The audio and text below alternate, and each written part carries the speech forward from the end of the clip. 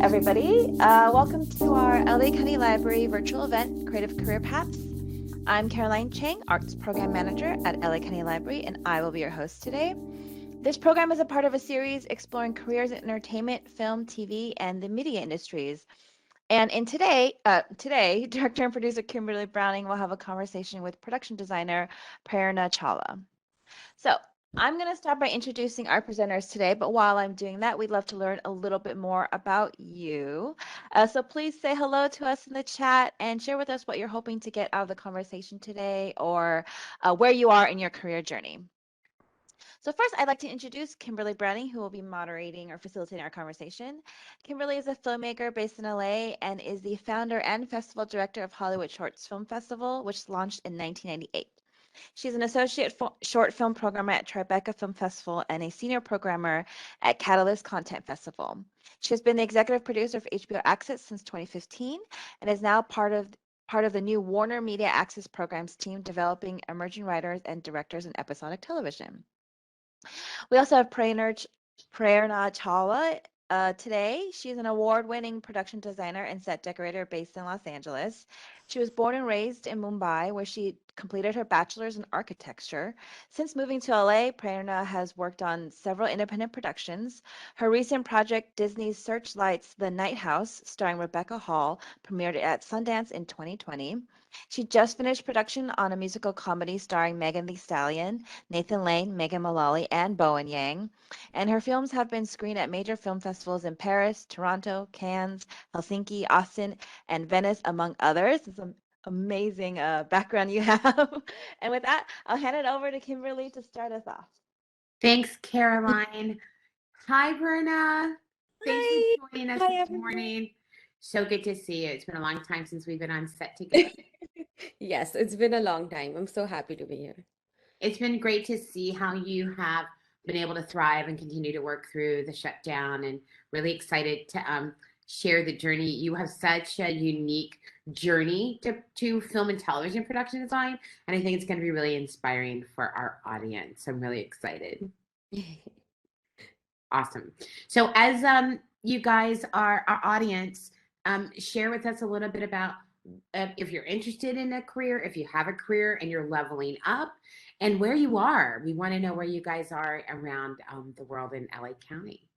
So, Perna, let's start with where you started. Did you studied architecture. So were you planning on building buildings? And I also would love to understand how what was your parents' journey as you were making choices to have a career in the arts a little bit? I was born and raised in India, so it's a very different culture, but also I feel like it's similar in a lot of ways than here. While I was an architecture student, a friend of mine was doing events and she was an event manager. And she's like, oh, you could do set design, you could do all of these fun things. And at that point, I realized I remember it was my third year of architecture. I saw a movie and I was like, I think I want to do this. I do not want to make buildings. I want to do something which I create worlds, destroy them, create them again in a shorter span of time. So it just sounded, I guess, a lot more fun and also creative to me. So I just made this, I made a switch, almost like I worked my way to trying to do this. And so I'm here now. Did you consider yourself an artist? Had you come to architecture? What had inspired you about architecture, and what skill set did you feel at the time you had? Were you a painter, a sculptor? Tell us a little bit about how you self-identified in your youth. I think as a kid, like in school, we had an elective, which was basically,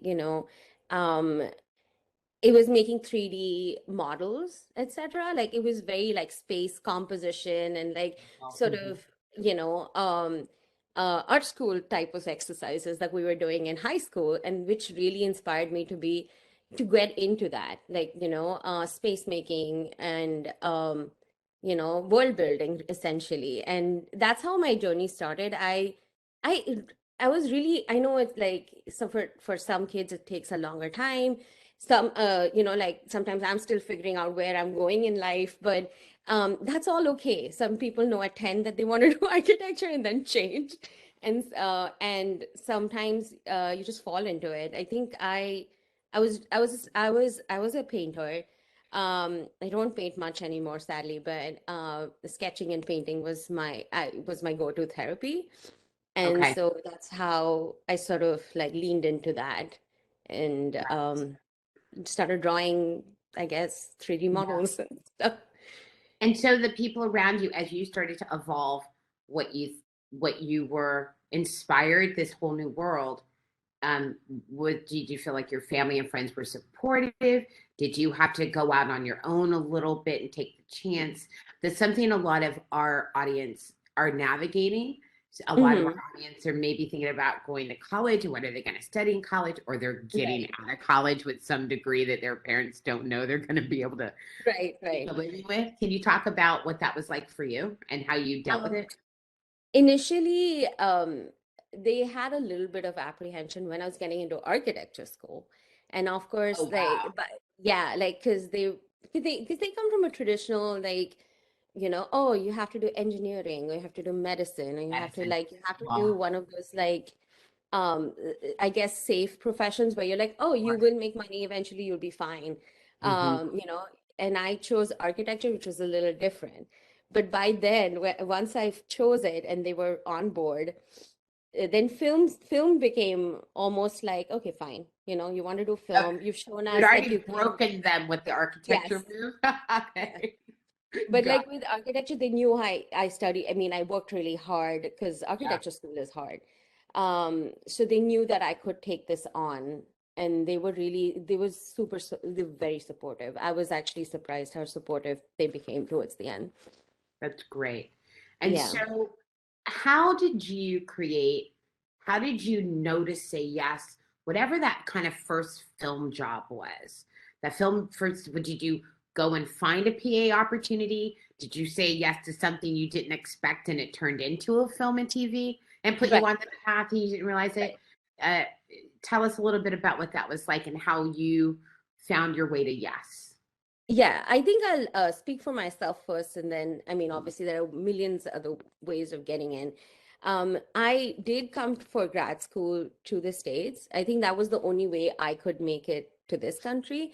And I was also really willing to learn. So, because I came from an architecture background, I just needed to, and I did theater design in, Okay. yeah.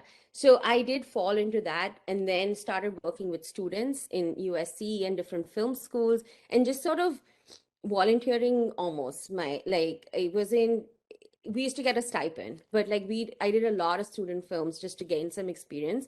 And as production designer, I was thrown into the deep end. So I was just like Wow, so with you didn't come production up as a designer. prop master, a set dresser. You went No. straight for design. That's Yeah. unusual. That's It huge. is very unusual. It's always like a PA and then you sort of make your way. Um, but I sort of fell into, we have a USC student film, they need designers. So I like was with a USC student and both of us production designed a short film. It Okay. was learning by fire, but Amazing. yeah. What do Um, you think when the world of theater and production design theater is so amazing. It's so special and magical. It's its own thing. And a lot of people don't necessarily want to go to film and television. So what was the enlightenment for you that there might be something in film and TV that you wanted to do in addition to knowing, getting passionate about theater?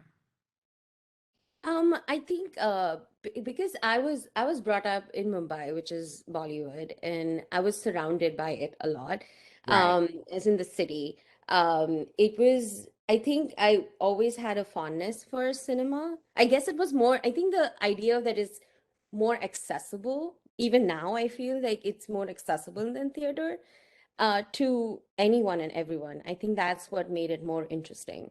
Hmm. Even though like I would love to go back to theater design at some point, and if I get the opportunity, I'll do both. Why not? Okay, my Broadway show. You're going to be my first call.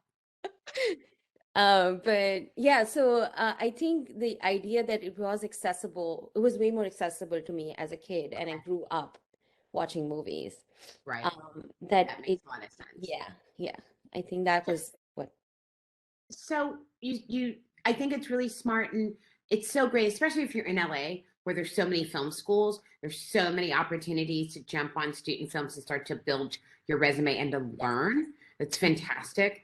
Navigating, okay, I came in as production designer because I didn't know any better. Oh wow, I need to understand this whole thing. So talk to me about when you started having those realizations. What did you do about it? How did you figure out how to learn? Did you find a mentor? Did you just keep, how did you learn about production design and the technical work of all these different positions that we're going to talk about? Yes, I think it was important to talk to other production designers and or find a mentor.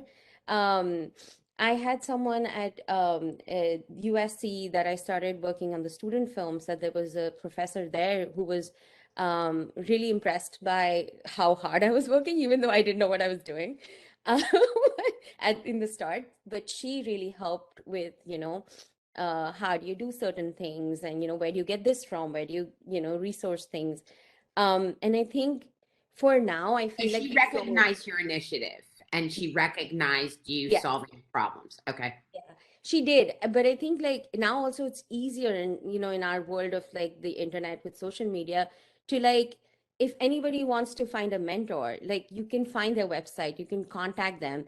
It doesn't matter if they reply or not. You try, right? You just need one mentor. You don't need, you can write to 20, but just one needs to reply. And I think Yeah.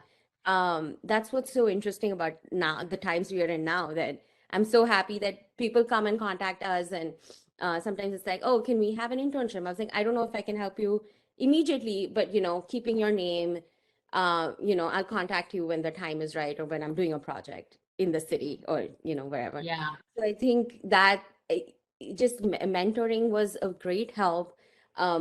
Also, I think just everybody, I really try to be open and generous to people in terms of information, and I feel like that gives me information back. I think it's like a give and take, and it's so important for us to have that communication as artists, and just be in a world where everybody helps each other, rather than, oh, she's my competition, maybe I shouldn't.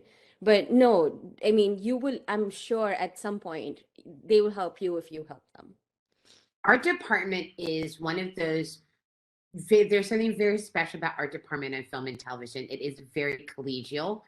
And one of the interesting things is people don't think about how many crafts and skill sets actually make up the art department, that you can come from being a seamstress and have a great union job and work for 40 years in these really, if you grew up as in your parents were gardeners or worked at a nursery, if you know about plants, there's an entire very robust and busy department called greens. And people that know greens, I made a movie that was 1920s Mississippi, but we only had a little bit of money.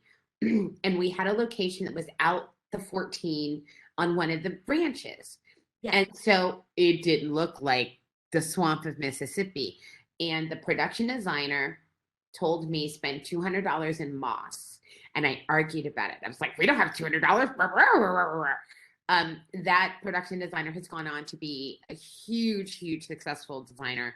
And it was the single most important information I got, because when he put that moss in the trees, it transformed everything. And to this day, when people see that film that I made in 1990 something, they think we shot on location in Mississippi. So can you talk a little bit about, in that context, a little bit about how people don't understand the collegiality, and a production designer will hire their friend, an art department, and then that person might be production designer in the next show and hire the production designer as an art director. That there's a bit more fluidity and more family in art department. Can you speak to that, and how you started taking jobs, people look at your resume, it's like, oh, our department people do everything on different jobs. Can you speak to that a bit? I think it's really, I'm so glad you mentioned it, because I feel like it's such a wide umbrella. Like, you can be a welder, you can be a carpenter, you can be good at like making 3D models and helping us, draw sets. You can be good at gardening. You can have any skill, and it will definitely apply to the art department somehow. um it can be a real life, like, oh, you're interested in cars, you can do picture cars for like movies. And so it could be anything really. If you pick up a skill, or figure out what you are good at or what you love doing, it can somehow translate and work in the art department, which is the beauty of it. So it's this umbrella of catch all of all these artists come together, which I find which is very interesting. I think the most quirkiest and fun department is the art department because of it. Yes. Um, and it, like, I started as a production designer, but I didn't know where else, like I didn't have much knowledge of like what other positions are, possible. But now I work as a shopper. I sometimes work as a dresser. And I'll get to, what these positions mean. But and then I also work as a decorator, and I work as a production designer. So I have at least four positions that I kind of mix and match depending on, the scope of the project.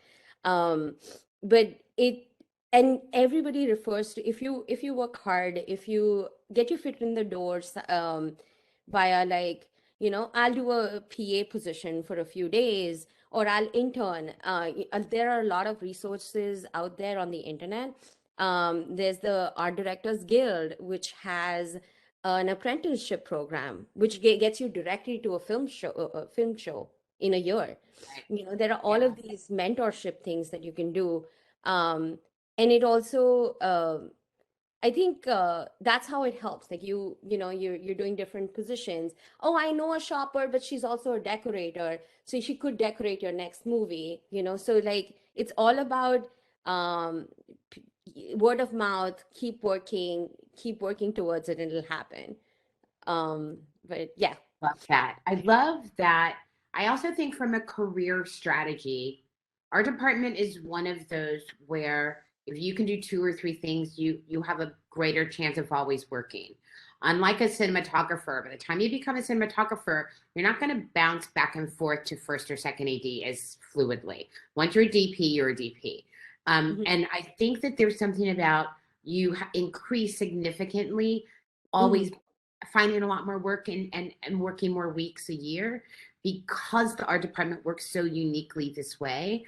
I think one of the things that um, I'm excited about people to learn is, and we'll put up a link that just kind of lays out the different departments. Our department is structured in two different communities. And one Mhm. community is overseen by the Art Directors Guild, which is the 800, and then the Mhm. 44, which has a whole other range of art skilled craftspeople.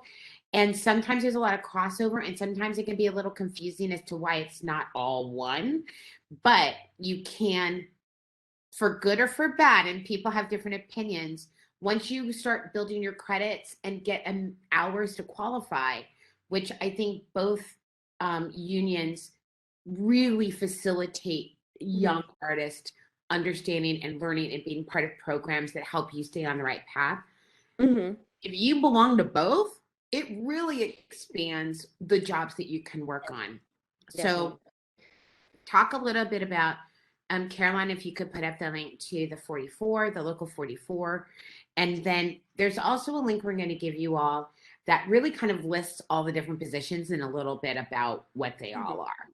So, I mean, I'll start with one of the things that always has befuddled me, is the difference between set deck and props master. When we were coming up and making really low budget films, that was normally one person. One And it person. was I've done. well into my career to when I realized and started doing bigger shows, unions like, No, she's a set deck. She doesn't do props. I'm like, what's the difference? I don't understand. And so can you talk a little bit about that, how the union helped you? And there's so much work before you even get into the union that especially for people that are crossing careers. People who work in dry cleaners easily could work in production. Yes, I think as long as they have the drive, you can like do any position in like our departments, definitely. I think I'll go ahead with like the different positions first. So you have the production designer who's at the helm of the department. They're the ones who are laying out the vision for the film. Everything visual that you see is probably the production designer has a hand in, whether it's a color palette, a concept for like a spaceship, or whatever it is. The idea comes from the production designer in collaboration with the DP and the director. I think that's like the trifecta of when you're starting out. Um, then the production designer hires an art director who's more in charge of the construction part of it, and then you have a set decorator who's almost like an interior designer. Think of it as a production designer being the architect of the building, and the set decorator being an interior designer.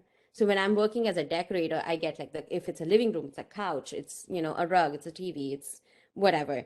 But the walls are given to me by the production designer. Um, and then we have props, which is its own thing. Anything an actor touches is a prop. So there are some lines which are gray between decoration, props, and wardrobe. If there's a hat a person is wearing, is that wardrobe? Is that become a prop because he's moving his hat out? So, I mean, you work through it with every project because sometimes, the lines are blurred, but that's what essentially it is. So a decorator will bring curtains, but it can also be a prop if a actor is moving it. Um, but the union lists all these out, so we know that, oh, the curtain has to be us because it's the look of the room. So these are the major departments in under art, under the art director. There's also, I want to mention, is graphics and greens. So graphics also, if you're good at say Photoshop, you can also become a graphics designer. It's so cool. Like you see like a telegram from the 1920s, and you're like, oh, this is tea stained. The amount of detail a graphic designer does is also amazing to watch. So there are all these are the basic departments. And then under, like, say, if I'm the decorator, then I would hire my team, which is the set dressers who move the furniture, a lead man who coordinates all of the trucks and logistics for me. For props, they'll have props assist. If you have a very specific prop, say like a Thor hammer, a prop maker will fabricate it for you. So there are all these different positions, and if you're good at any sort of arts, crafts, they all fall under different departments of the same department, essentially. That really helps clarify, and I think it's a natural segue into people understanding that a production designer is responsible for the art department, but that costumes, hair, and makeup actually fall under their purview as well. Think about it. If there's not, and this actually does happen on set sometimes, where the production designer has set the color story and has worked with the DP on the color of the walls. And then the costume designer, and maybe there's a beautiful blue, eggshell blue color. And then, especially when we started shooting digital, this really started to change how we worked. But then the costume designer, despite all the meetings and all the drawings and all the touching base, the actor comes out and has a medium blue shirt on. All of a sudden, they're completely washed out. Sometimes we don't even realize it till they get on set, and under the lights, it changes color and it looks like now we're on a green screen. And so talk about how the production department, our department, has to work with, if you're in costumes, I know some costume designers that also work art department. Yeah, it's true. I did costumes early on too. um, I it's really a big collaboration. If you're one of the department heads in our department, you will have meetings with other departments. If I'm a set deck, I'll have meeting with props, wardrobe, the production designer, all of these. Definitely, if you're an the head, you have to sort of see what the others are doing. Um, like the wardrobe always comes to me and they're like, what are you doing with the couch? You know, that's a big thing in an apartment. They're like, what is the color of the walls and what is the color of the couch? And then we sort of collaborate, almost saying like, okay, I was thinking this is the couch I found, and they're like, okay, we'll put them in this shirt, or Right. um or like props came to me recently and they were like, we had a person who's almost a hoarder, so their Mm. house was completely decorated to the brim with knickknacks and tchotchkes, and some tchotchkes moved, and like it was supposed, it's a musical, so it was like, moving clocks and all of that. So we had all of these things, and the props is like, okay, we need to get a tea set, but what kind of a tea set would she have? And then I was like, okay, you need to get this, you need to get this. I was telling him like what styles would work for this character. It's a lot of character building, which is also so much fun. Like, and every person adds to it. It's not just me. Like my shopper who goes and actually buys things for me, she will also be like, oh, this person should have this, and then she like sends me a photo. I'm like, this is brilliant, we'll do it.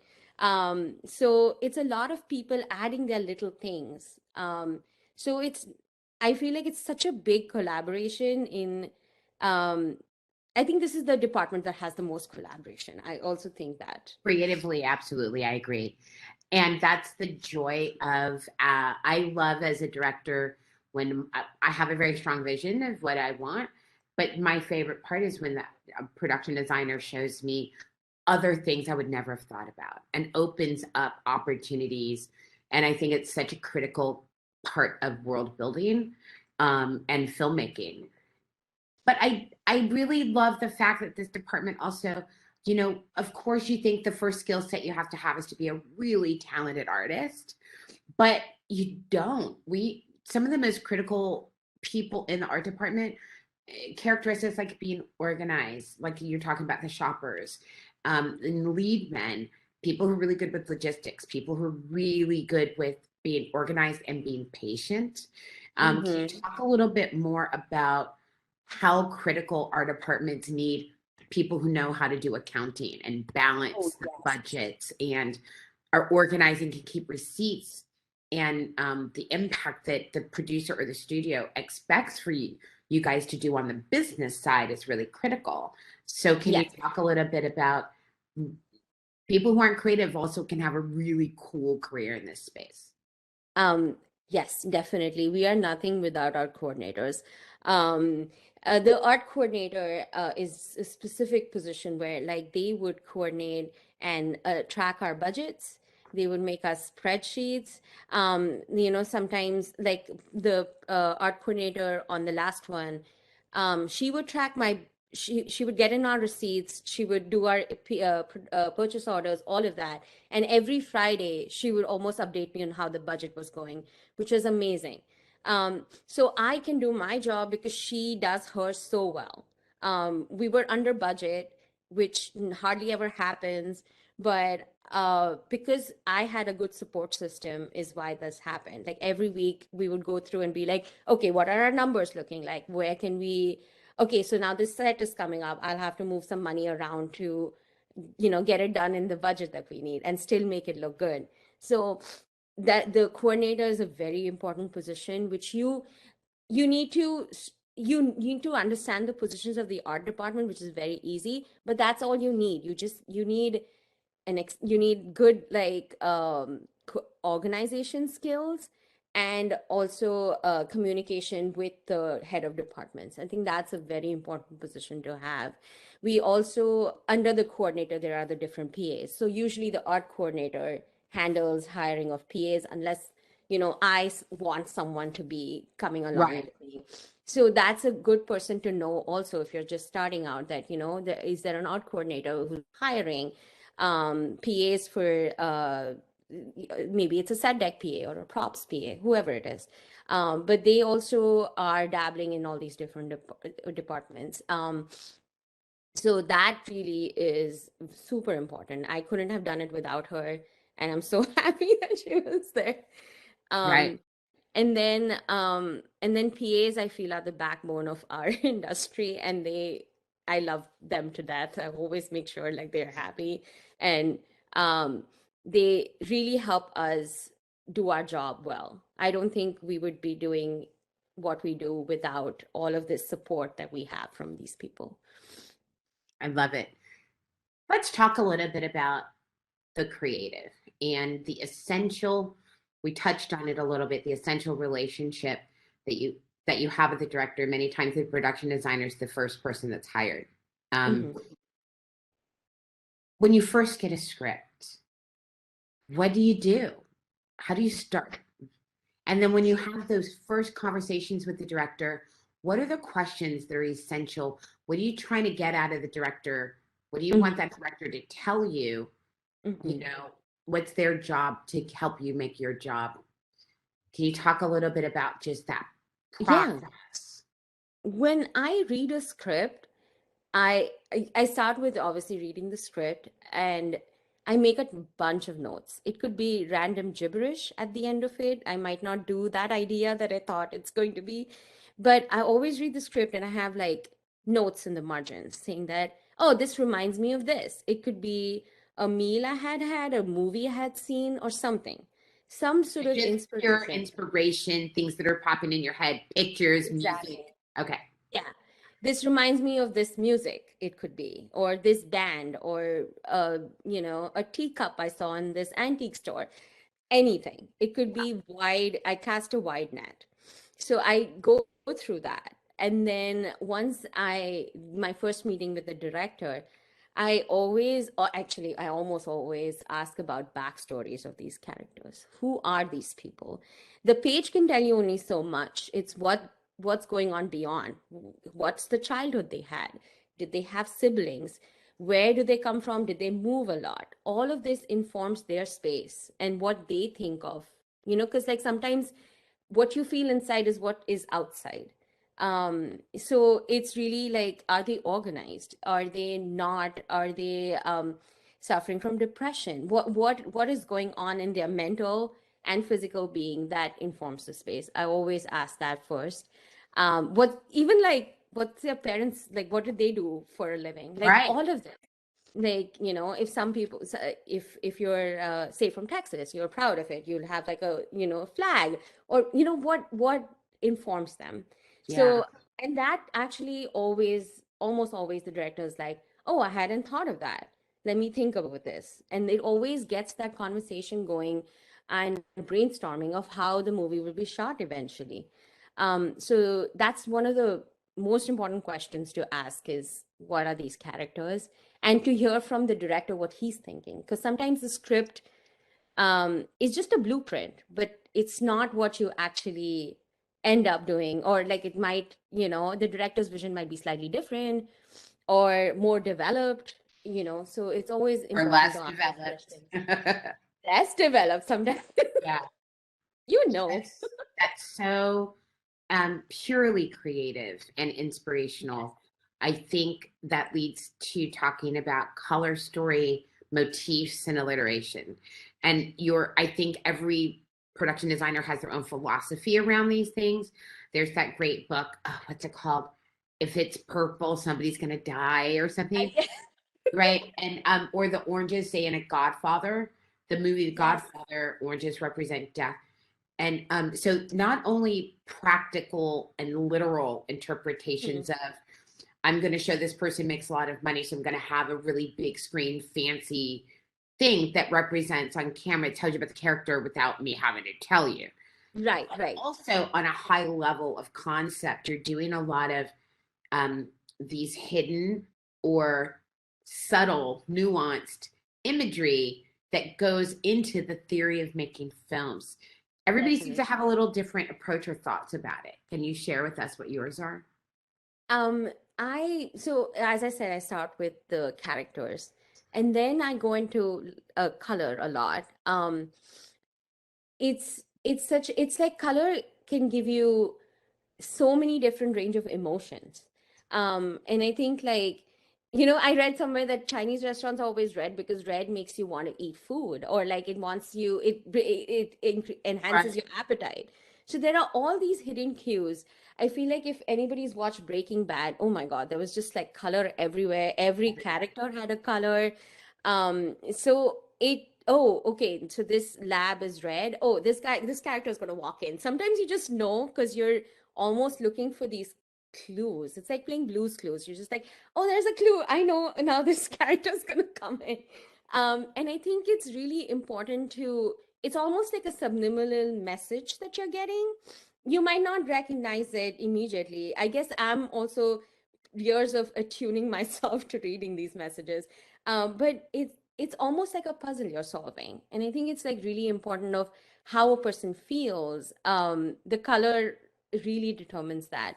Like if you watch Batman, all the new Batman, they're like super gritty, super dark, very Yeah. moody lighting, and Right. that helps with this sort of like making this character feel more sort of inward, and how he always feels almost dejected all the time and still sort of carries on. So all of these cues tell you what this character is about. You might not recognize them, but shadows or darkness, light, when you also change the color of the light, which is mostly a DP thing, but that helps also enhance production design. So color is so important to it. Yeah. Yeah, it really changes how you feel. I have yellow walls for a reason. Love it. And I love that. And I think helping younger aspiring people that think about this space, these are really important things to share because there's so much information, there's so many books that are going Yeah. to be great places you guys can start and that you can find through the library, LA County Library. And Yeah, there are color theory books in the library that you can, read, what color invokes, and also the, the internet. There's like so much. You can make your own palette and it's read by great. your room.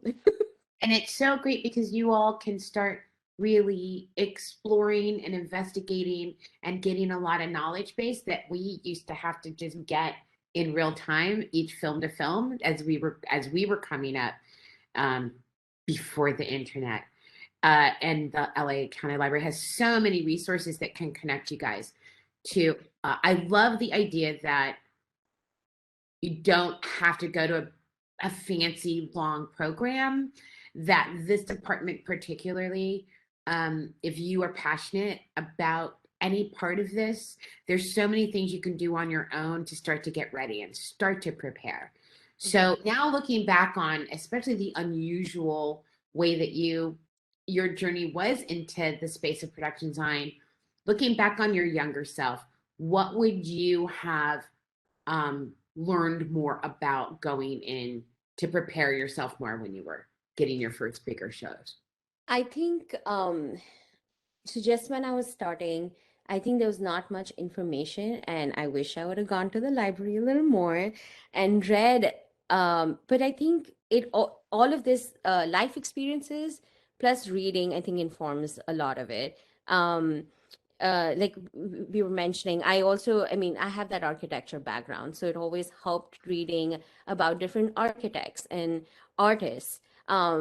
Research, if you like a piece of art, research that, and that would lead you somewhere else. So all of these things I wish I had done a lot more of. But because I was like kind of thrown into the deep end and I just had to like learn how to swim. But I think like taking up a skill, I'm still learning softwares. I don't like, nobody knows everything. So Are there never. some softwares that you recommend people get to Yes. know that's important for production design? So I think so in production design, there's also a set designer position. The people who draft our sets are draw all of our sets out. And I think for them, things like SketchUp and Photoshop and all of these, SketchUp? SketchUp. Google SketchUp is good. There are different 3D softwares. There's Vectorworks, Rhino, but I think SketchUp is the most easiest and accessible because you get a free version. And that's something that you can practice on daily. Take a piece of furniture and just make a model of it. Start small. You don't have to, go crazy and, start like take a big piece of the pie. You can start small. Start with all of these things, and that'll help you grow. Take up a skill. You could do woodworking, like I was talking about earlier, like anything. If you're interested in flowers, you can be a florist for us. Do big wedding scenes. Like it's everything, every trade or every skill, you can learn about it in the library, and also, find a mentor. Like all of these things will help you in your career, help you get forward your career. I hope That's really, it's really helpful to hear that. I think understanding what you like and what you're passionate about, and also what you're capable of is such an important thing that we want to empower our audience to start thinking about in a different way, that you don't need to wait for somebody to give you permission. There are a lot of things you can do on your own to create opportunities and to learn. I'd like to talk a little bit in that space about personality type and characteristics and being able to start to get to know yourself and know what you're good at. Particularly, this is a department that navigates change a lot. So you could end up working for a month on building something or designing something, or you shopped all over town for these elements that the director said they wanted, and then you get on set and the director it's just not working for them. And especially in an art craft position, you've put your heart and soul into crafting something, so it can seem really personal if a director rejects not just your idea but your work. And so I think that that's something people need to know about. How do you deal with those situations? Do you take things really personal? Do you tend to get really territorial? Then those are things to work on in your own way of dealing with those situations to be successful in this department. So can you talk about, maybe in the frame of when you are looking to hire, in addition to skill, talent, and experience, what personalities or characteristics are really prevalent in the people that you seem to hire over and over again? I think a lot of we are working so many grueling hours on set. I think the right attitude is the first thing I look for in a person, because I feel like if you are still, everybody's still learning. So if whatever stage you are in of your skill set, it doesn't matter. We can teach you, somebody else can teach you, we can figure it out together. But if you have that attitude that, oh, we're doing this as a team together, that goes a long way. Because in that 11th hour, when the director changes things, I need these people to come together and make stuff happen in a matter of hour, 2 hours. And this happened just recently. We built this giant church. Everything was great. All the producers and directors had looked at it over a week. And then something happened. And 10 p.m., I get a call saying, oh, we don't like the church anymore. We want to change it. So then we did a Zoom call after our 14th hour. And then the production designer, we all like sort of scurried off in the morning at 5 a.m., painted the walls different. I had to get floral arrangements the week of the Super Bowl and Valentine's Day. It was crazy. But we made it work. And then I think so, like you need that collaborator. I'm looking for that, someone who's organized, someone who's on time. That's a big one for me. And then someone who I can depend on. So if I don't need to, if you don't have the skill, ask questions. I don't think asking, not knowing is, should prevent you from taking jobs. You can be frank, being like, I have never done production before, but I'm willing to do this and this, and I'll work hard for you. Great, you're hired. And then whoever will explain to you what goes into it. So never get discouraged if you don't have the skill set or you're learning, you're just starting. I love that you said that, because my number one, the thing that's most important to me is somebody who can be candid. I think when we're starting, especially when we're starting out, you want to be perfect and you want to have the answers. And that's the exact opposite of what I need. I need you to just tell me, I don't need any sentence that starts with, okay, so what happened was. I just Exactly. need the understanding of, we just didn't get to the stage in time to pick up those props. We are going to get them at 12. Here's what was needed, so that we can just go right into solution mode, like you mentioned. There's no time for blame game. There's no time for it wasn't my fault. I don't care. Like, I don't think people realize there is no expectation of perfection, because stuff's always going to happen. Things are always going to not happen. The guy that has the key to the location oversleeps because he went out and partied last night. Now we're 3 hours behind, and our department lost their window. So things are going to happen, and people that can get out of that mind space of, I'm scared to tell anybody what happened because I don't want to get in trouble. I don't want to get fired. The people who get fired are the people who didn't tell me what was going on so we could fix it. Yes, definitely. Same. I always, I'm like, ask me questions. I don't care if it's your 100th question, as long as if you ask me questions, I know that you are understanding what I'm asking you to do. If you Yeah, don't ask any questions and you're like saying yes, I you might got not it. understand the task. And then that will be a big problem later on when the prop is not done or something like that. I love that. I love that you shared that way. That really lands for me. I think it's important that people know that. That perfection is the toxic enemy of creativity, and this department above all others has to be the most creative. Definitely. I think it all goes in hand, a great attitude, willingness to learn. I think if somebody says, "Oh, I know everything," they do not know everything. Nobody in the world knows Right. anything. So I think that's also important that, oh, you know SketchUp now, you took the course, but what are you doing? Are you practicing? Yeah. Never give that up. Like, if you've read something about color theory, you want to go down that rabbit hole, read some more. Like, Yeah. the learning never stops. It's an experiential profession. I learn every day. I see a play, or I go to a restaurant. I'm like, oh, those lights are fun. Like, things are always changing, you know?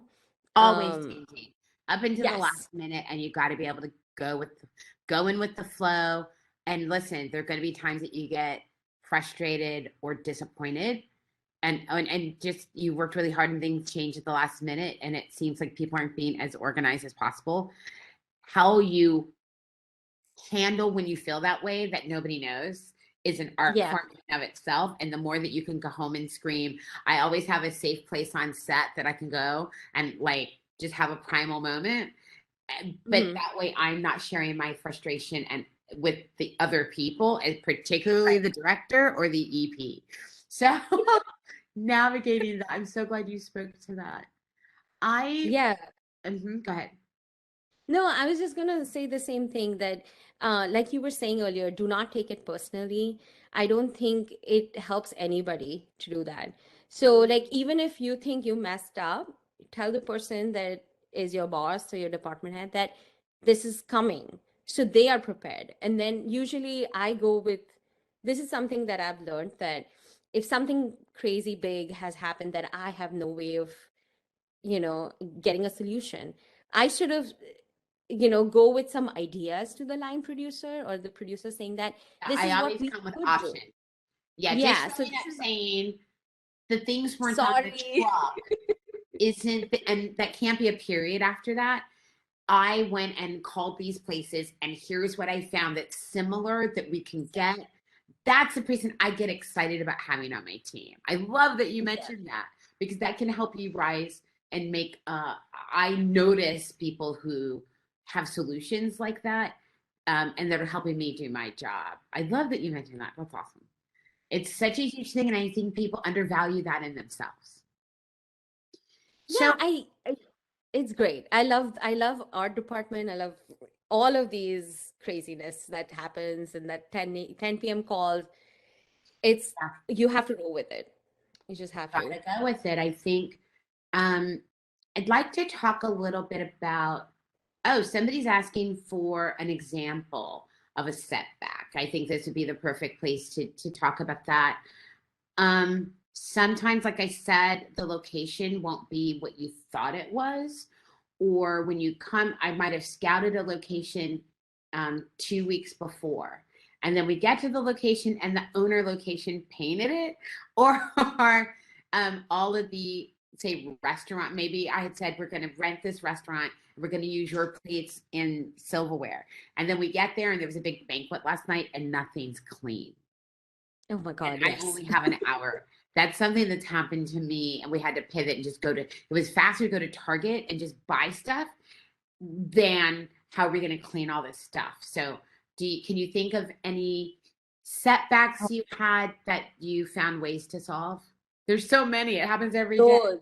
I'm just like thinking that I think the ones I was really gutted about was there was this feature I did, which shot over 3 weeks. It was very fast. And I think 2 weeks out of that, we were supposed to shoot in one house. Mm. That house was rented by someone. They said we could use the house. And then we later found out they were just renting. They were not the owners. They did not have permission to have filming. So the owner said no. I lost this location 4 days before shoot. I had already shopped everything for that apartment. And then we found another location, which was a producer's friend, because that's all we could do, which was a complete four boys living in a frat house. And this was supposed to be an old lady's apartment who lives with her son. So I was just moving all of these giant, like 80s Pac-Man games. They had an arcade room. They had DVDs to the ceiling. I just had to get rid of everything and pivot in like 4 days to have the set ready. Paint walls, like it was just insane. Insane. Yeah, so that was a crazy one.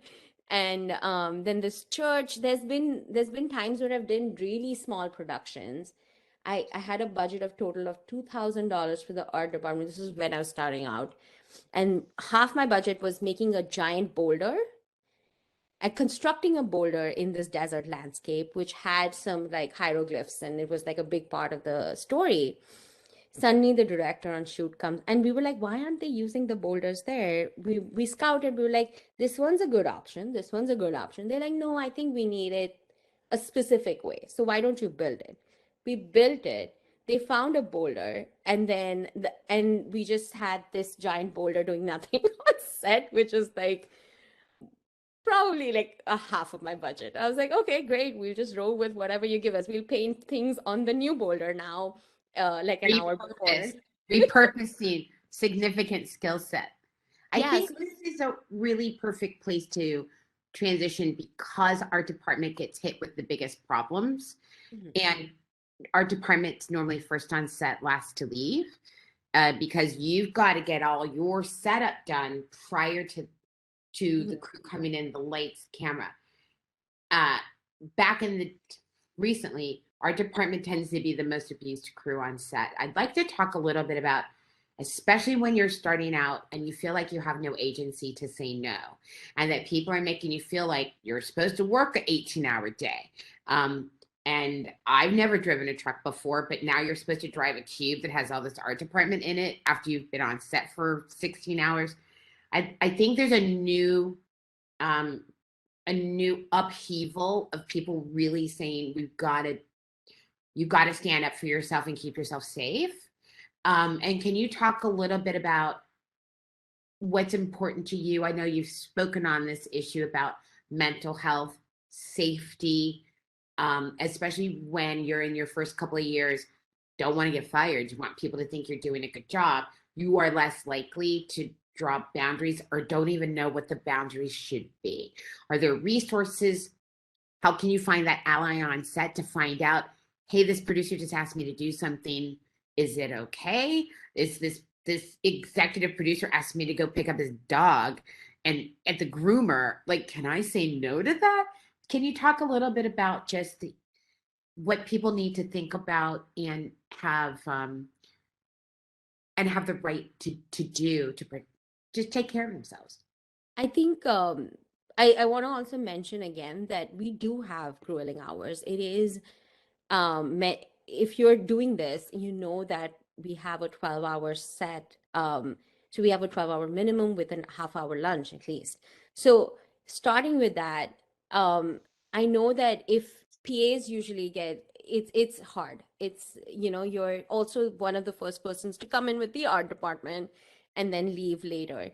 So I think anytime you think that this is not what I should be doing, you should say something to either your department head or or go to the production office and talk to someone. If your department is the one who's asking you to pick up their laundry, then talk to the producer. If the producer is doing something, you ask your department head.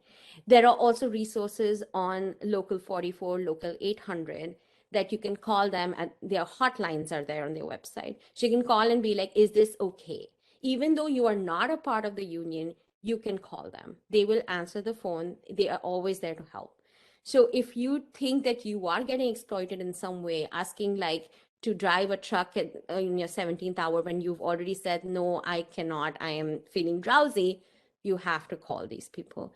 Try to talk to, first try to talk to someone on production. If all of them are, they don't care, talk to the union. It doesn't matter if you're a part of it, because And they're there's there for help. 24-hour number. Exactly. And they are there for your safety on set. So whether you're working in the art department or you're working in, like cinematography, if you're like a camera assistant or anything, they will also have their local numbers and you can call them.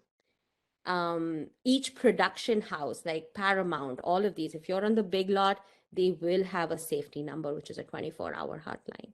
So all of these you can access, and just know that you have your rights. You're not supposed to be exploited in that way. Yeah. If you do not feel safe, do not get on that ladder. You do not need to. It is definitely if you see something, say something. I think, unfortunately, the impact that rust and the deaths that happen on set is such a grueling example of what happens on a set when everybody's too scared to say something, and you can see down the line how it just trickled down and trickled down and trickled down. And they had somebody that ultimately was really young, just starting out, having responsibility, and she didn't know she could say no to, I don't know how to do that, and that this isn't okay. But there was such a systemic breakdown of all of the safety processes that we have in play.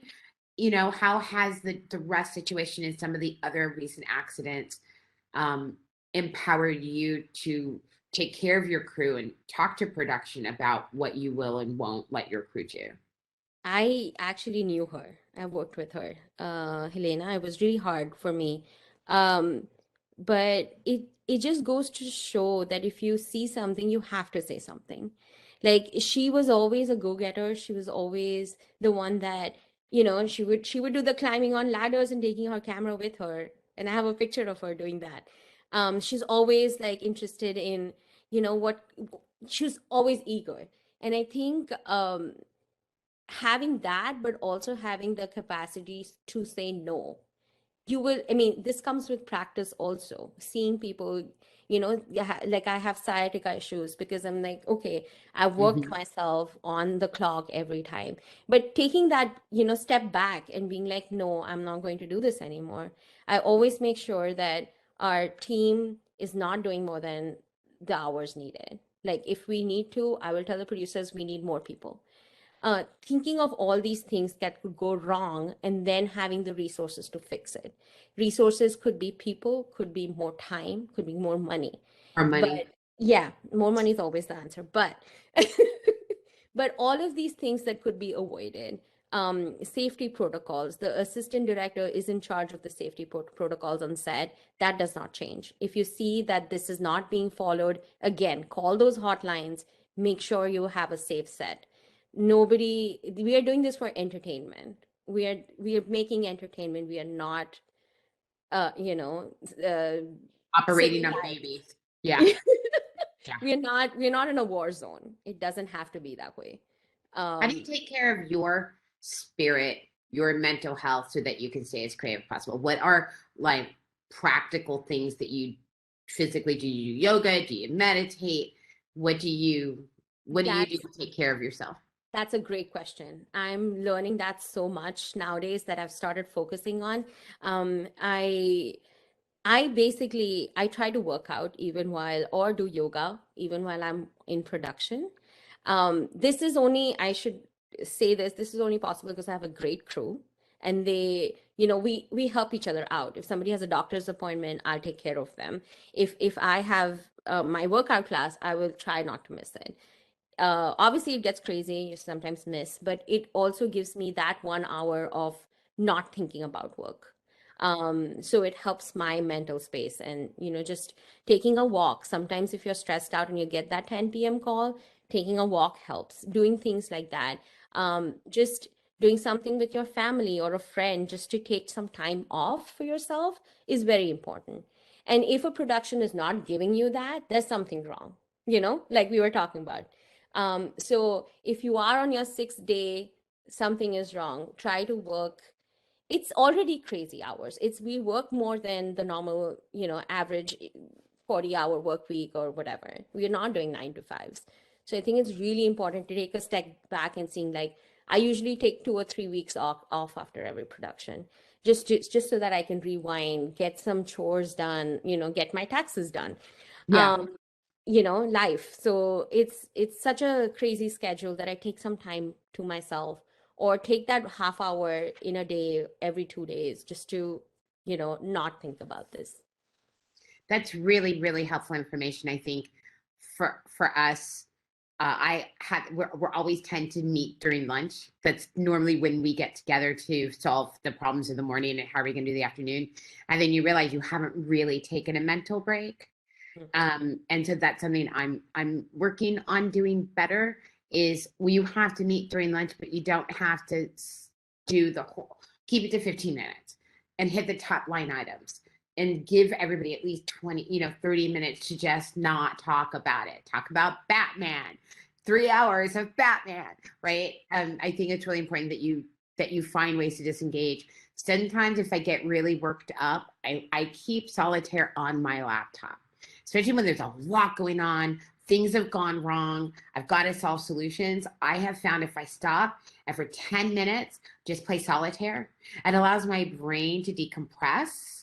And I tend to come up with better answers and more efficiency if I just stop and let my brain get blood to it and just take my brain completely out of it. And while playing solitaire, the solution or a couple of options normally come to my mind because I'm able to get it to just, filter concepts and ideas.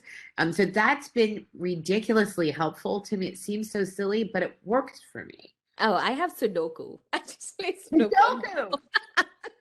Something sort of like that keeps your mind off of what you're doing, but also you can still have processes going on. So I think there's something about the numbers that still gets your brain to go to an analytical place. I still have to acknowledge that 2 is less than 4. So it somehow, Sudoku's genius. I'll have to try that. I love that we've talked a lot about film and television, and production assistant is a really great and the most normal way you're going to get in. And so I'd like to talk about other opportunities that don't get spoken enough, and other parts of our industry that people forget that they're great production design track entry level opportunities in these different sectors. I love that everywhere production designers shop is a vendor. So everything from a prop house and places, costume shops, they all need support staff. And you not only learn how things are done and how to take care of these elements, how things are cataloged, how to take care of things, and how things need to be cleaned, to be returned to set, to not get charged extra money. I also would love to talk with you about the other sectors. Theater, obviously, we've talked about a little bit, but there are so many jobs right now where they need production designers for video games, for AR, VR, also industrials, which are kind of like commercials. Commercials are huge. I mean, production design, commercials is all production design. And but there are also segments where industrials are kind of corporate communication. So Apple will do a training video for their team, but it'll have people that you've seen from television, directed by Christopher Guest. And it'll be these huge productions, really well staffed, great catering. And the public will never see them. They're just for the million people that work for Apple. So industrials is a car company's lifestyle. Nike has a fantastic industrials department during like the Olympics. They'll create conceptual or narrative pieces and short films that play, say, in all the Nike stores. That's production, just like everything else. And they are really specific about production design, heavy influence. When there's little dialogue, production design is more important than ever. And I think that people need to look at opportunities to PA or set dress or prop, learn how to be an assistant prop master on those things, because you build up credits there. Might be easier to get in the door and then come into film and television. Do you have any other insights or thoughts or opportunities you had that was non-traditional that helped you grow and learn?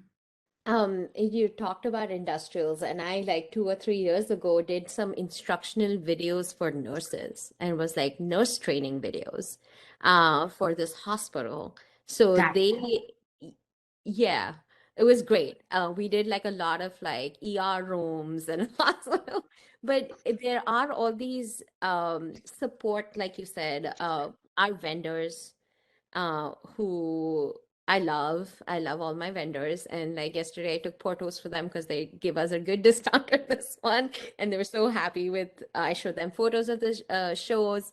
And so our prop houses, you can have anything. You can obviously do furniture for prop houses. They can be like aircraft locations that are, almost, it could be anything. And I think that their support staff, it helps us look so great because they are so good. And LA specifically has almost a century of production where you have prop houses. Like some of those Warner Brothers prop houses floors still creak, and they are, I don't know how many decades old. And it's also old, like, that place. yeah, what? Sorry? It's like 100 years old, that place. Yeah, I don't even know the floor, how old it is. But all of these places, even like if you're interested in animals, this is not specifically our department, but there are animal wranglers who, you may because the animals are covered under the 44 now. Actually, yeah, I forgot about that. They're 44. So if you are an animal trainer, if you have a pet, like that's all our department. All animals on screen are all covered by, they're considered. You're right. You're right. I forgot. Yeah. But so animal wranglers, sometimes I remember there was like a production that posted about having bees on set.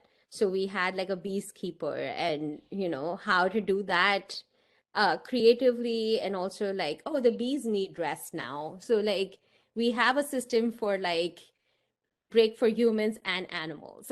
So use it, everybody. Amazing. I'm having some technical issues on my end. I don't know if you're seeing that as well.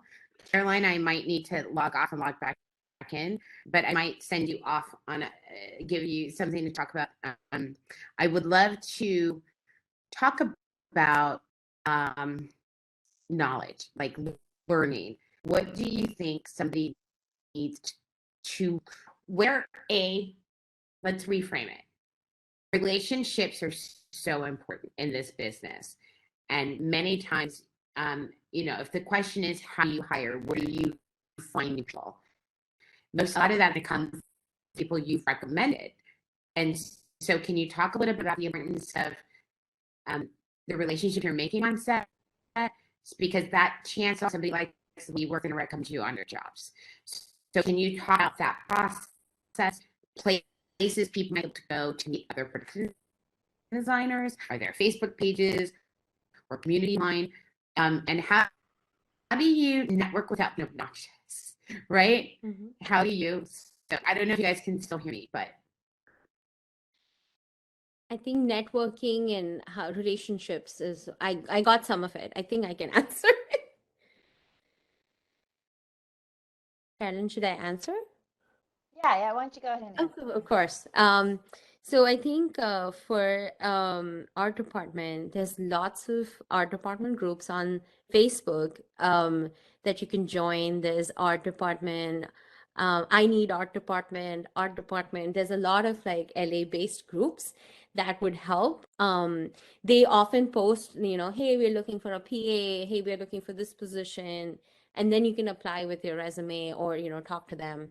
There's also like I said earlier, like most people are on social media. So if you happen to see a film that you like, see if you can get a hold. Maybe the production designer won't reply, but maybe there's an art coordinator that's on the credits that you can talk to and be like, I need to be a PA. So I think those are avenues that you could look into and have easy access to. Canon, what other part of her, I couldn't hear her full question, so I'm just seeing if. Yeah, I think a part of the question was how to interact or call or contact people. Basically, I think generally it was like how to contact people without being too annoying or too much, or Okay, what's the I see. appropriate professional kind of relationship. Right. Okay. So I think for me, whenever someone's contacting me, I like that if they give a little background of their skills or where they come from or what they've done, even if it's not production related, it's all relevant. And then also being aware of the fact that this person is going to spend some time and reply to you. So always being cognizant of the fact that this professional person is taking time. So being like, thank you, please, if you could help me. Sometimes I also have asked people, would you want to do maybe a telephone call? I have some questions. But also being very grateful for the fact that they might reply to you. That's what I do.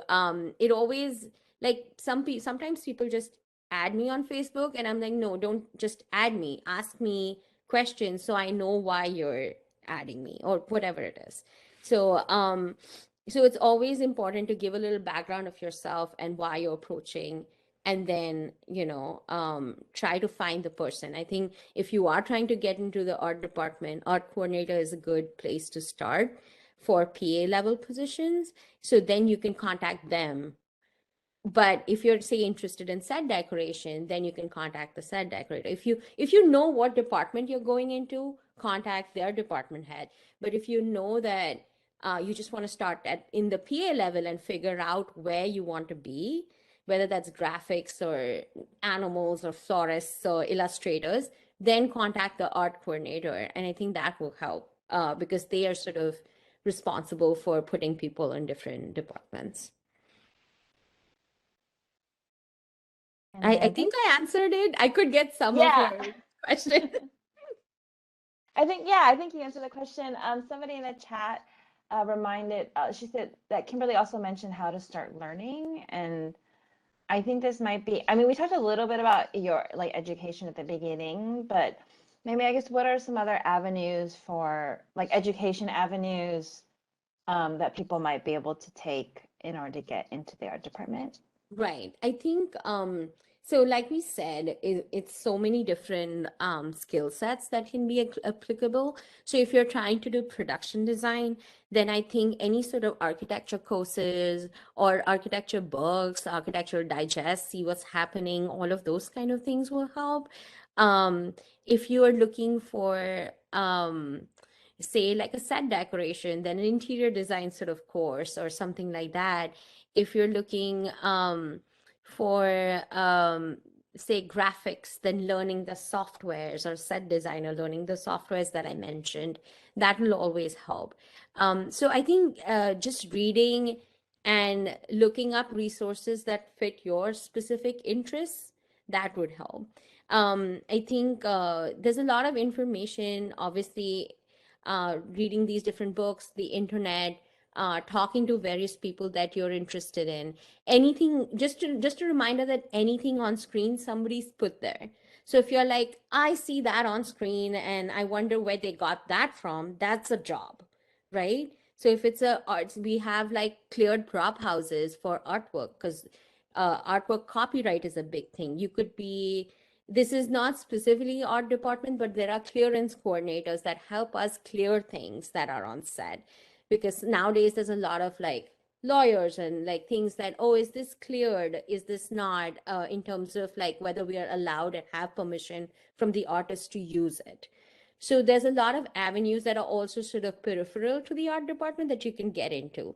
So it could be more, if you're a more of a manager, you could be a coordinator, you could do all of those things like we mentioned, or you could do, you could even become like a clearance lawyer and help us, work with that. So there's whatever your skill set is, there are resources. And I think I've sort of covered the main ones, but if there's anything in the chat that you guys want to ask about, like a specific job or something, I can see if I can, point you to the right direction.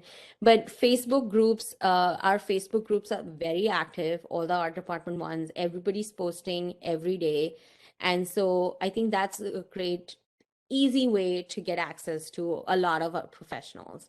And that will also, like, if you have questions, this didn't exist. I wish this existed, but if you have questions, you can ask them. Hey, if I'm trying to break into the industry in such and such field or in such and such position, whom should I contact? Yeah, so I think that would help with, getting a foot in the door, really. Cool. And so those of you who are watching, we will like give everybody a resource document with all these links, and I'll see if I can find some of those Facebook group links and put them in the resource document too, so you can go ahead and take a look at them as well. Somebody in the chat asked, what is one of your favorite jobs or productions that you've done so far? I think creatively, this was when I was starting out. I did this like web series for Subway sandwiches, and it was a puppet.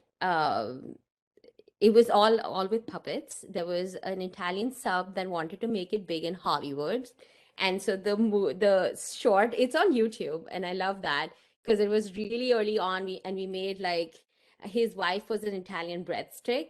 She was in breadstick, and he was a sub, and it was just hilarious and so kid friendly. Um and like she's still painting the walls, and she's like, red wine vinaigrette or mustard, and I was like, oh my god, this is hilarious. There's so many Subway puns.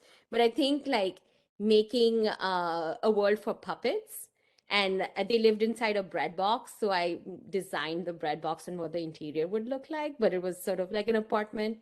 And they were like this tall, so all the sets were miniature. We used dollhouse furniture. I think that was my favorite, and it was like the smallest one. It was really fun. That's so cute. I love a good pun. That's really cute. Should we take other questions? Oh yeah, there's another one. Are you compensated when you have to do a last minute set change for a client? Yeah, the story you told about your crew making changes after finishing sounds crazy. So, yes, we do get compensated, or like sometimes I talk to the producer the next day. So, like my crew works hourly rates. So they definitely get, they will get their hourly and overtime rates, and that's what you should be getting. Even as PAs, if you're going above your like 12 hours, like you need to talk to the producer saying that we are going over 12. I think the more communication, the better. So we did get compensated. I unfortunately am on a set decorator flat rate a week. So I get paid like a weekly rate instead of a daily rate, which we are also in the union fighting for, so that we come on an hourly as well. So there are things happening. The union, there's new faces coming in.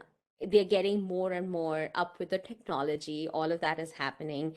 So I think it's always a battle. Like you want better wages, better conditions, and we are working towards that. So in like, for instance, this contract, like when I signed for this film, I told them that if I go over, I will charge you overtime, even though I'm on a flat rate. So I did get that once or twice. So it's always it's always good to know your rights. And like, if you don't understand anything, there's always the union that can help you through all of this. And is that set versus hourly rate something, is that dictated by the production or by the union itself? It's so what happens is the union sets guidelines and they give you an hourly that is the minimum that they can give for a certain position. So if it's, say, a set dresser, that's so much hourly that the union has prescribed for this budget of film. Say a budget of the film is like 5 million, so then your rate for that 5 million film will already be given by the union. Then you negotiate over and above that. So I usually, write an email to the producer before I get hired that this is what my rate should be, this is what my lead rate should be, this is what my dressers, all of that. I send them an email saying this is what I want, and there's always a negotiation of, what they want, what we want, and then what we get. So unfortunately, when you're starting out, there's a lot of there's less PA jobs, but a lot of PA applicants. So it doesn't necessarily apply when you're starting out. But once you become a part of a department, once you start getting into the union, this will all happen where you can have a negotiation with producers saying that this is what we want, this is the going rate. And nowadays everybody is more aware of this. Like, we have a set decorators group that we talk about rates and like what people are getting on an Apple show versus this. So all these forums online help to determine also that, what we could get, if that helps. Yeah. Someone, looks like Kimberly's back. We'll see. Oh, yeah, somebody in the chat said it's good to hear that there's a push for change. And it is good to hear that a lot of change is happening. Yeah, I think this weekly rate for set decorators was from the 90s, where you had big TV sitcoms. So if it's like a Friends, they have those sets. So the flat rate was because the set decorator that didn't need to do 12 hours, so it was more beneficial for us. But now the set decorating industry looks very different. We're working more than 12-hour days. So we're striving for change. Kimberly, we were talking about like, somebody asked about like getting compensated for the overtime or like how that works. So I was just trying to explain to that some are at a flat weekly, but we're trying to change that. And most people would be on an hourly, so you would get compensated. Yeah, and I think that, sorry guys, so took me a minute. My computer had a moment. One of the things I always try to encourage young people to think about, especially when you're starting out and you're living check to check, it can be tempting to take the overtime hours because your brain's going, I'm going to make time and a half, I'm going to make double time. But that's when you're most vulnerable and most liable to make mistakes or have accidents or things get broken because you're tired and exhausted. So sometimes I find that younger production design people in that department particularly can be really torn because they need get a need, but hopefully we can encourage necessarily good,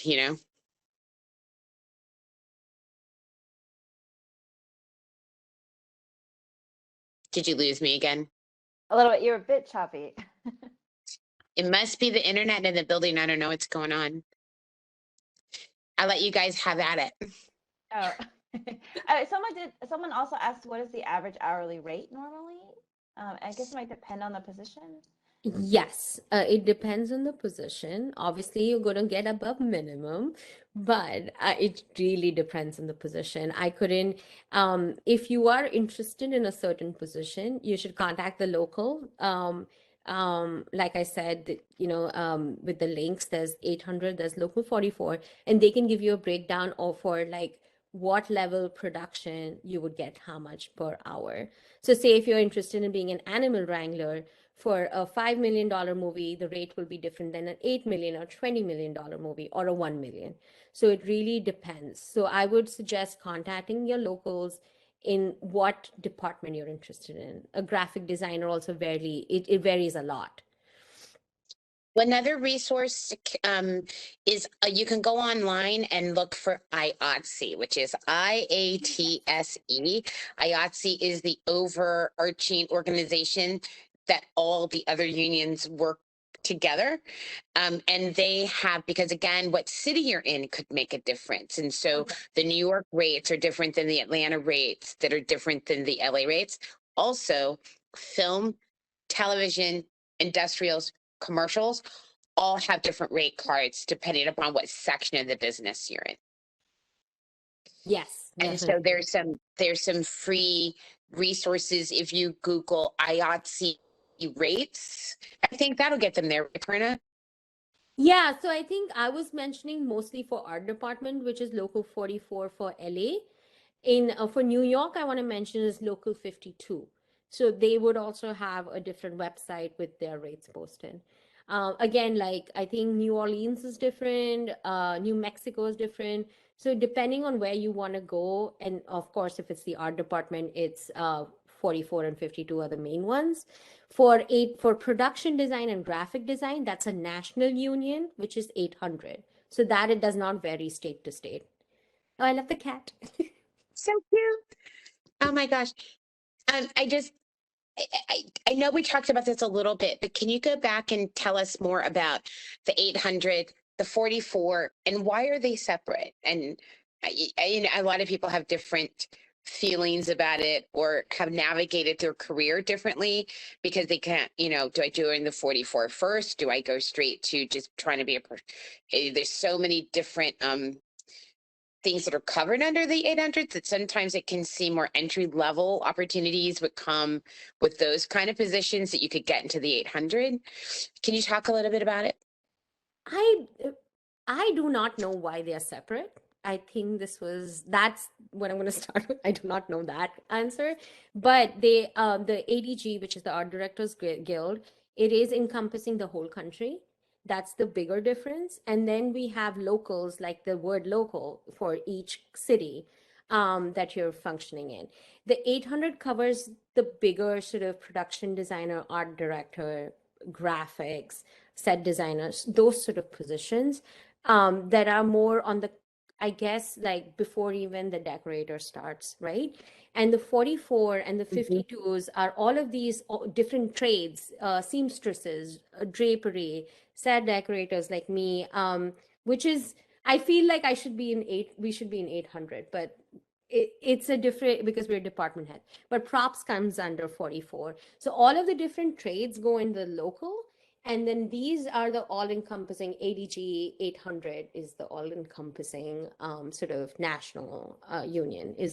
This is from my understanding. I also got into union really like about 3 years ago, so I'm not very old, and then it's been a recent transition for me. So I'm still. So you had a big career. I think it's great for people to know you worked for a long time and had a thriving career and got a great reputation before you even joined the union. Yes, definitely. I worked for almost 7 years without joining the union, and that was just And which one did you join first and why? I'm only a part of 44 right now. The good part about being a part of the union is obviously the health insurance is amazing. And you get pension, you get all of these things that otherwise non-union does not give you. But also the fact that now I'm local 44, I can also, if I want to join local 800, I mean, sorry, the 800, which is the production design local, I can join it and have some part of my fees transfer over. So like if I get the qualifying number of hours and as a production designer, I can go ahead and have transfer to 800. But I kind of want to do both. So I won't transfer. I will be a part of 44 and 800 is my long-term goal. It obviously depends on what you want to do and whether sometimes it's better to be a part of 44 just because you're starting out and you're doing like a position which is not a production designer position. So you fell into say an illustrator or whatever it is, if it's not if it's more of a 44 position, I would say just go for it, get into the union, make contacts. You can always do the jump to 800 later if that's where you want to be. I have had people who've realized started out as production designers, but no, now want to do props instead. because they're like, we don't want the responsibility of a production designer. So it just depends on where you end up and but I would say just take the union job if you get it. Yeah, there's a lot more that it offers. Yeah, I think, and I think you guys talked about education and networking. So as we kind of start to wrap this up a little bit, Caroline is going to post some places we think are great to learn how to be a production assistant. Wait. So if there are things that you can jump in and just find somebody cool and get on a great student film. But a lot of times, a lot of people don't kind of know how things work and they're all learning. Mhm. So I really encourage people just to go to one of the resources that we have just to learn how to be a good production assistant. And then when you start jumping on jobs, let them know, I want art department assignments. And that's a great way to get in. And if you work hard, and listen, being on time in a film set means you're 15 minutes early. So if you're supposed to be there at 8 and you show up at 8, you're late. Yes. But being on time is so critical. Also, somebody who doesn't, okay, you finished a task and not waiting around for somebody to give you a task, Yes, a but proactiveness is to really act. important. We didn't talk about this before, but I think a lot of times I have hired the same person because they're proactive. They almost know what we want to do before I give them the task. They're like, "Oh, I'm already on it." Which is amazing. I find that very rare, but if you have it, use it.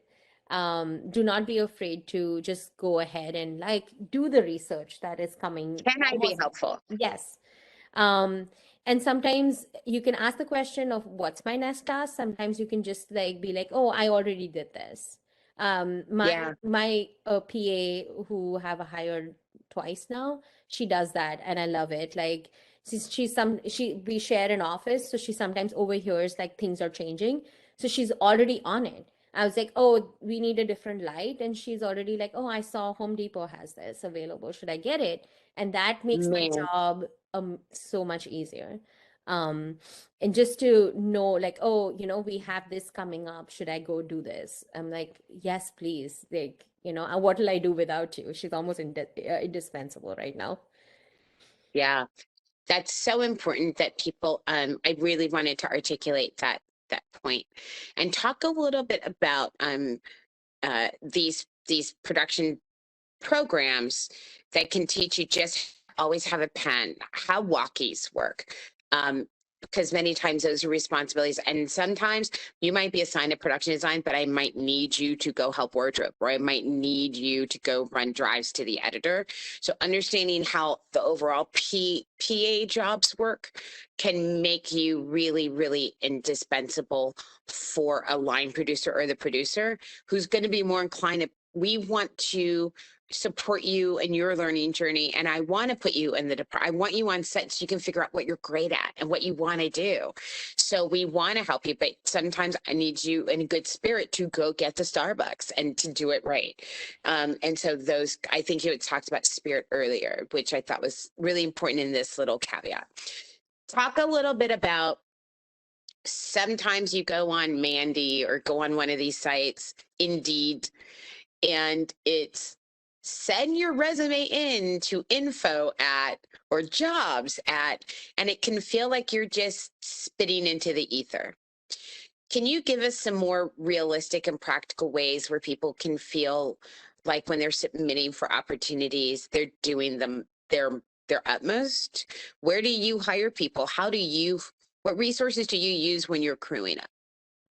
I think for me, for the higher up positions, definitely it's like somebody who's worked with like another decorator friend or something like that. So for the lead person position, all of those kind of positions, or like the art director, I'm always inclined to go with someone um word of mouth. But for PA position, the Facebook is such a thriving community right now that I feel like that one has a lot of groups that people post. And I usually, if I don't know anybody, I turned to Facebook. Like everybody who I know is busy, I turned there because I feel like this is just my opinion. I don't know if this applies, but I feel like Mandy and Indeed have become more very low budget where they don't pay you enough. Sometimes it's like $100 a flat rate, which is not, guys, we have to get minimum hours, California rates. You cannot do 100, that's illegal. So they post a lot of those things. So I feel like for the Facebook, it's just art department people. So you would get, it's not always sound advice. It's Facebook. It's obviously like a lot of people with a lot of different opinions. But if you read through that, there's a lot of good job postings also. Also, there are people who write to me sometimes by email. You can always do that. I have a running directory of people that, hey, we'll try you out and see. It's a smaller production, but come be a part of it. So I think that's really important. And then obviously, like we mentioned a few times, there's the SDSA and ADG. All of these have resources for entry level things. Like ADG has the apprenticeship program, which I would suggest to people. Paid apprenticeship program. Paid apprenticeship. At the end of it, you are on an actual TV show for 6 months. It's great. You're guaranteed a job. Yeah, and SDSA has a mentoring also. I think it's a mentoring workshop. I forget what it is, but they I do. think that's what they call it. Yeah. Yeah, they do, like you can shadow a set decorator for a day. You have all of these things where you can go to prop houses. You can volunteer with the SDSA if you think that you are interested in becoming a set decorator or going in that department. So they already have, if you go on their website, they have it listed out, and you can shadow people, or you can go to different prop houses and see what they are like. All of that through the SDSA. Just tell them you want to, be a part of the set decorators or society, so they'll help. They have a student section too, so you can join as a student. You don't have to join, and I don't think it's. I think it's free for students. I'm not sure. Yeah, I think it's free. So you can join as a student and not as a decorator. So you can always be a part and know what's happening in the industry. Those are really, really great resources. Thank you so much for sharing them. So as we kind of round this out, I'd love to, I believe that finding the people that make work that really speaks to you is also really important, of knowing what you like, beginning to learn what your style is. So many of us come from unique places, have unique cultural backgrounds, and that is all knowledge base that makes you special in this business.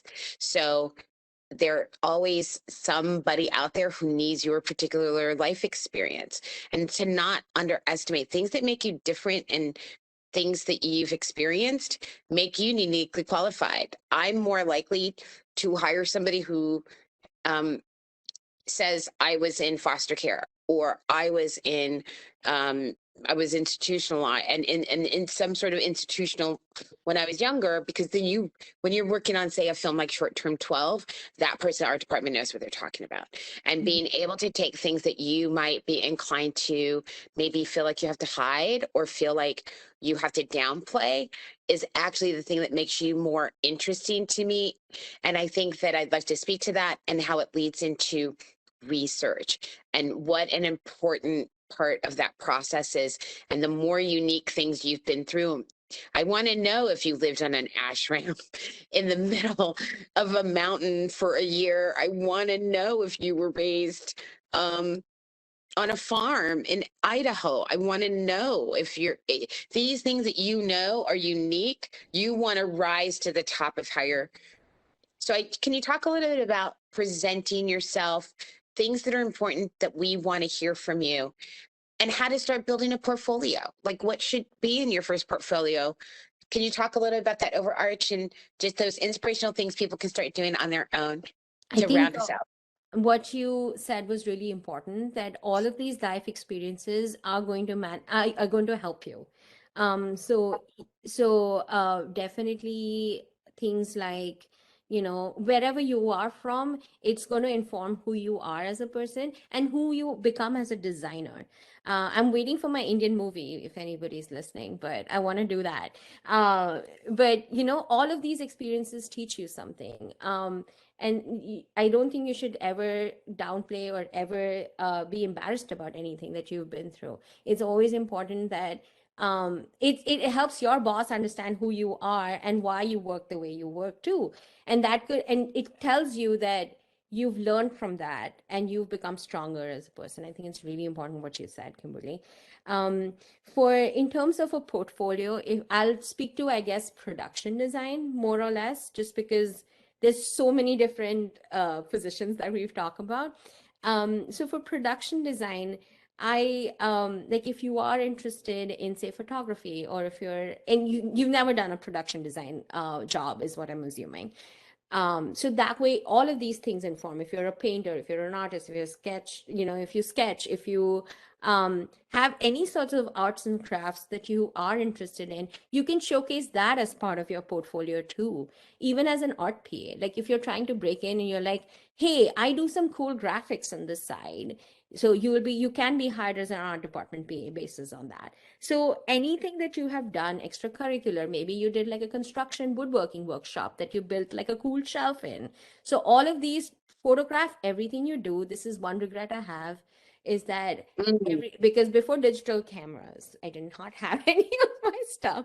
So photograph everything that you think is cool, and that you've made. This is specific to art department. If you made with your own hands or whatever it is, it's a computer thing, um, it's a piece of ceramic pottery, anything. All of this will inform you in what you want to do as a designer, or you know, any other position of the art department. So start with that. Start with your skill, hone that, learn more of that. If you did one good woodworking, you heard of someone else who's doing something else, like people that you found on the internet that are great carpenters, or I don't know, like, you know, if people have their portfolios now online, everybody has a website. See artists that you like, follow them, try to get in touch with them, see if you can get them to mentor, or take a look at your work. All of this helps. So start with the basic small steps, make something, post it, follow someone who makes similar stuff, you know, all of these things, and apply for jobs that, you know, see that, like all of the skills that you have. Write all of them in your resume.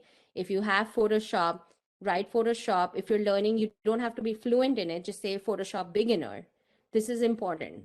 I need to know that if what level you are to. So do that in your resume so that it's okay if you are not fluent in 5 different things. If you're good, if you're a beginner in 5, I know that you can sort of manage, and somebody can teach you, or we can be like, we can work with it together. I Like, love I don't it. know if I answered this question. It's perfect. These are really practical things people can do Monday to understand that what you have is valuable. Even if you don't, it can communicate to us what your potential and ability is, that we can put you in our system, our satellite system. So I just can't even thank you enough. You have given us so much information in such a short amount of time, and inspired. We have people here in high school thinking about what they're going to pursue. We have people coming out of college. We have people changing careers and mid-career, and just you really helped illuminate the barriers to entry are getting smaller every day. And this is such a wide, it's its own society, the production design department, and anything that you do in real life, whether it's construction or building models or riding horses, there's a job for you in the production design department. Thank you, Prerna. Thank you. I hope you can hear the virtual applause from everybody here. It's been fantastic.